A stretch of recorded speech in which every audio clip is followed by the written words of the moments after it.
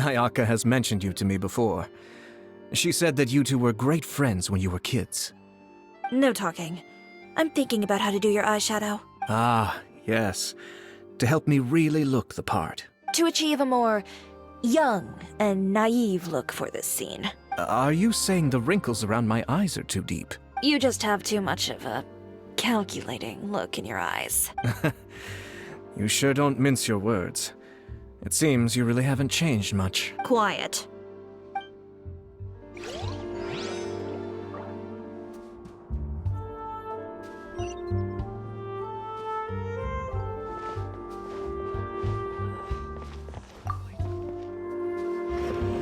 How about here? A little more to the left. You got it.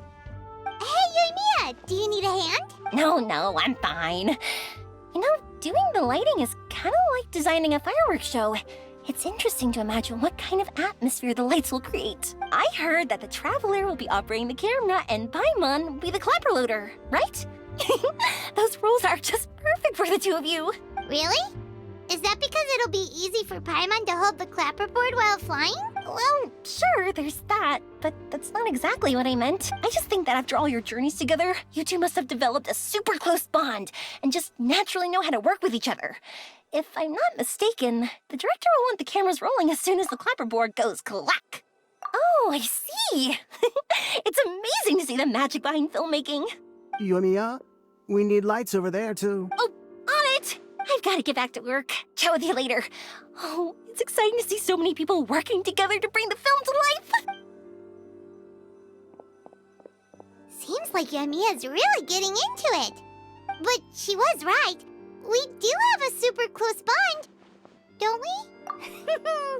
Paimon's really happy to hear that.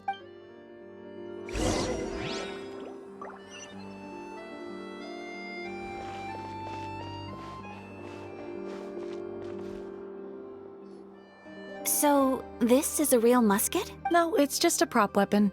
Not bad. Have you seen a real musket before? Only in books and newspapers.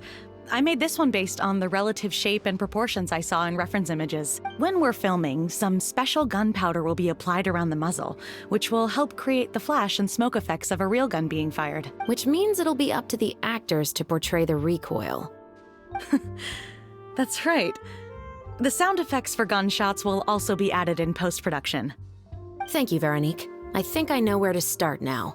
However, the musket's gears and firing pin could still use some work. Adding some wear on the metallic components will make them appear more realistic. Also, be sure to rub the muskets with some oil each time before we start shooting. That'll give the impression that the firearms have been well maintained. Good point. You seem to know a lot, Miss Chevres. I assume you use these types of firearms on a regular basis? Yes, I perform routine maintenance on my weapons every day.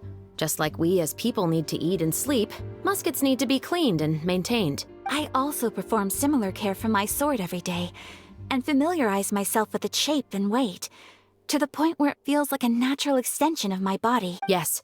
This way, our weapons will never betray us in the heat of battle. Yes, well said.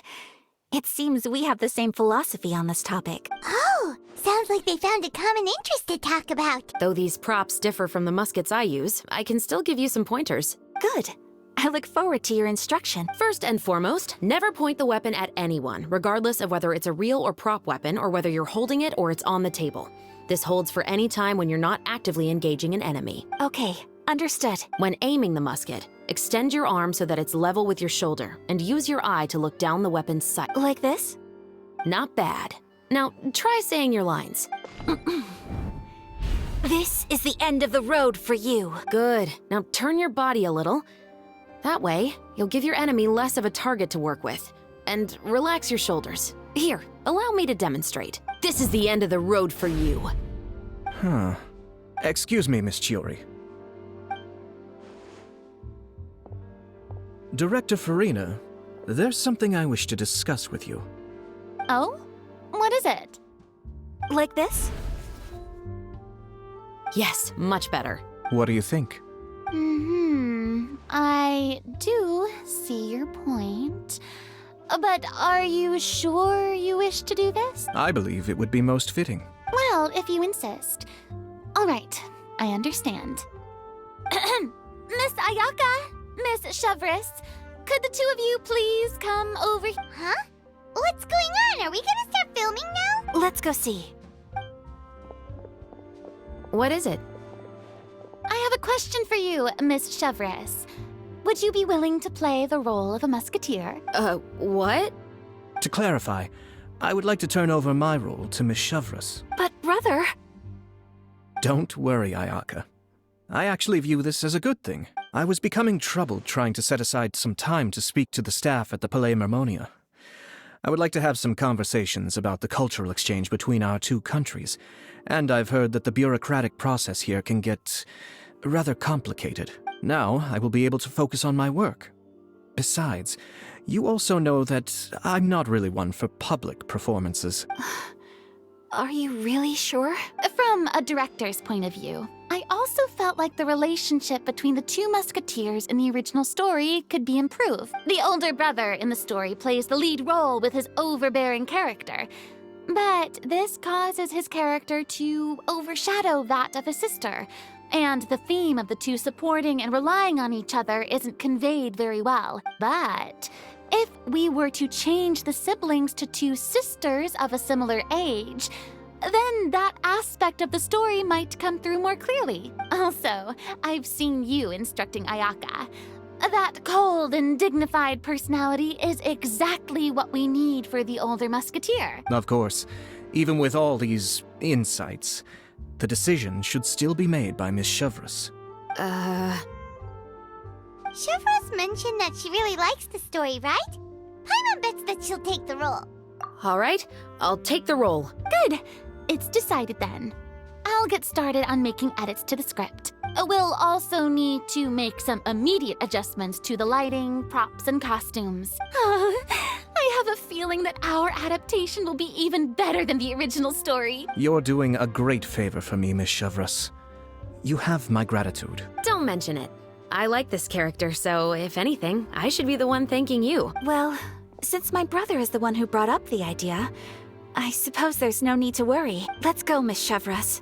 I look forward to working with you. Please, just call me Chevris. Seems like you're really going out of your way to solve the problem I was having with your makeup. Surely you jest, Chiori. I assure you that I was mostly motivated by a desire to spend more time on formal business. Oh, come on. You really think I'd buy that? According to what I've heard from Ayaka, her brother is someone who can juggle 10 different matters at the same time. I'm sure you have other reasons for backing out. Perhaps. Ayaka always said she wanted to go out and see more of the world, just like the Traveler. But I feel that she needs not only to see other nations, but also to make some different kinds of friends. I think it would be harder for her to make new connections with me constantly by her side. All right, go on. Spoil her some more. Ayato, it's too bad you're stepping down from the role. Paimon really wanted to see you act as a musketeer. No need to poke fun at me. I'd wager that you also felt that I wasn't the best candidate for the role. It's a little hard for Paimon to imagine you saying those lines.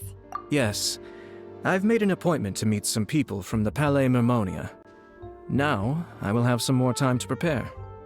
Traveler, get the camera ready. Paimon, get the clapperboard. Actors, to your positions. We're about to start shooting the first scene. Go on now. And please take good care of Ayaka. Yep, don't worry. Thank you.